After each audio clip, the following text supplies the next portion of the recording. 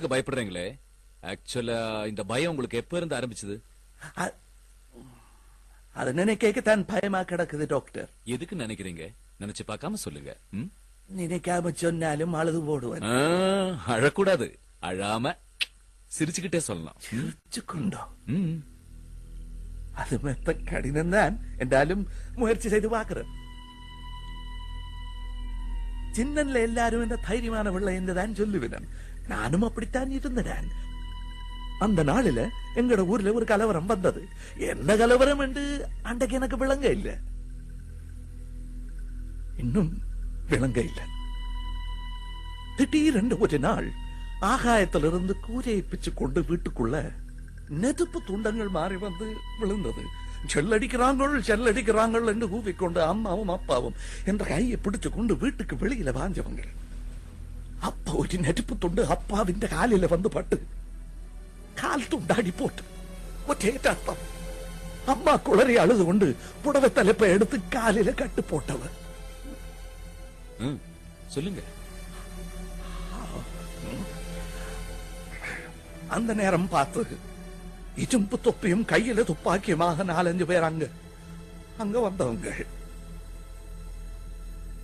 ஊர்ல எல்லாரும் என்ற அம்மாவை நல்ல வடிவான மனுஷி என்றுதான் சொல்லுவினம். அது உண்மைதான். அந்த வடிவ பிழையான எண்ணத்தோட அந்த ஈட்டுப்பு தொப்பிக்காரங்கள் பார்த்துட்டவங்க. குற்றுவிதா கிடந்த என்ற அப்பாவை வெடி வச்சு கொண்டு போட்டு அம்மாவை கதறு பற்றைக்குள்ள இழுத்து கொண்டு போனவங்க. நான் சின்ன பெடியதானே கையில இடச்ச காலி எல்லாம் எடுத்து அவங்கள மேல எரிஞ்ச நான்.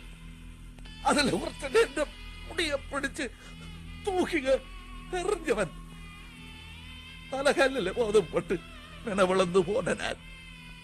கண்ணை திறந்து வா கேட்க வடிவான என்ற அம்மா அந்த வடிவெல்லாம் போய் தலைவிரி கோலமா பிரம பிடிச்சது போல இருந்தவன். ஒரு மடியில நான், இன்னொரு மடியில இறந்து போன என்ற அப்பா. நான் என்று அழுதான்.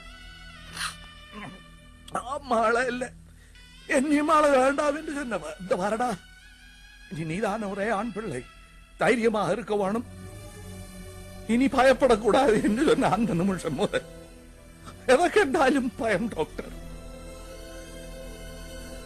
அழாமல் சிரிச்சு கொண்டு சொல்ல வேண்டும் என்று சொன்னீங்க. அழுது போட்டேன், சாரி.